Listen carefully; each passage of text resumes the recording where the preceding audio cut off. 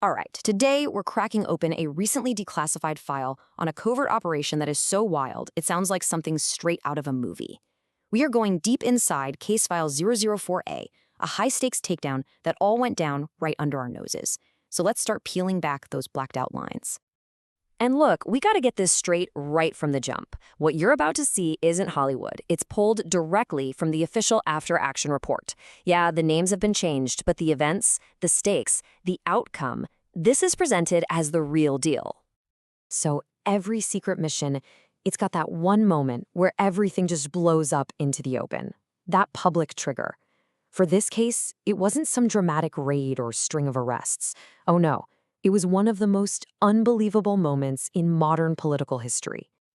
I mean, just picture this. A totally normal Tuesday, you've got Span on, and this happens.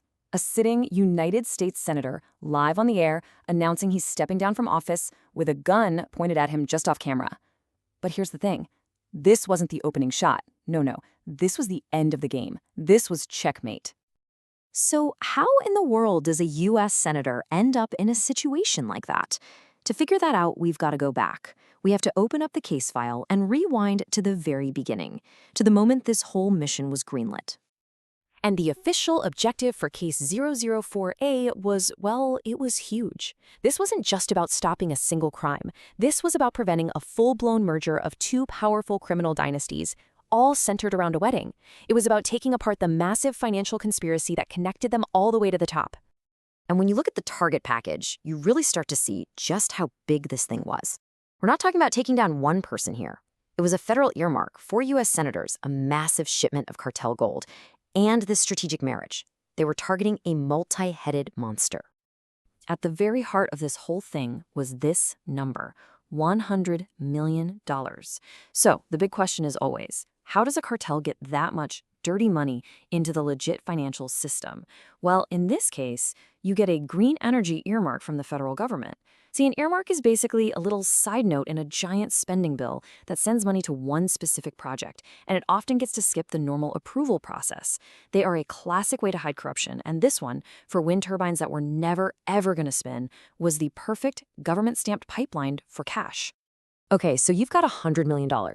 How do you actually move it? You're not going to do a wire transfer, right? No, we're talking 400 kilos of pure Medellin gold. And the plan? It was scheduled to land right here in the U.S., disguised as harmless wedding gifts for the happy couple. That gold was the glue that was going to cement the financial alliance between these two families. So, who were the players in this absolutely insane game? Well, the operation was targeting this incredibly complex alliance that mixed political power, old-school organized crime, and a global drug empire. And this right here, it just lays it out perfectly. You've got 3 pillars holding up this entire criminal enterprise. First, you have the political cover from 4 U.S. senators. They're the ones creating the legal loopholes, like that earmark. Then you have the muscle, the logistics, from the Pittsburgh-based Madden crime family. They handle all the dirty work on the ground. And finally, you have the unbelievable wealth of the Medellin cartel. This wasn't just a partnership, it was a perfect, deadly ecosystem where each piece made the others stronger. And right at the center of it all, the linchpin, was a wedding in Tulsa, Oklahoma. But let's be clear, this was not about love. This was a strategic merger. The bride, a 21-year-old law student who was, secretly, the heir to the entire Medellin cartel. The groom, the heir to the Madden crime dynasty. Their marriage would have created a brand new criminal super syndicate, and it would have been untouchable. So how do you stop something this big? The plan had to be just as bold as the crime itself. You couldn't do a slow, drawn-out investigation. It had to be a single, surgical strike designed to take the whole network down in one night. They gave it the perfect name, Operation Wedding Crasher. And the execution, man, it was just flawless. It was broken down into 3 perfectly timed phases, like clockwork. At midnight, the team hits a barn, taking out a key player.